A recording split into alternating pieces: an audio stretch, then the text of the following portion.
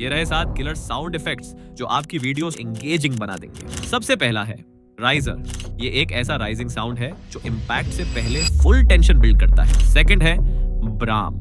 एक बड़ा सा डीप बूम होता है जिसका tail of slow fade out होता है। तीसरा है digital zoom. Slow zoom in shots में बस मास्क लगता है। फोर्थ है कैमरा शटर, ट्रांजिशंस के लिए या फिर इमेजेस शो करने के लिए परफेक्ट। पांचवा है डिजिटल काउंटर स्लैश टिकर, प्रोग्रेस बार्स या टाइमर्स दिखाने में अमेजिंग है।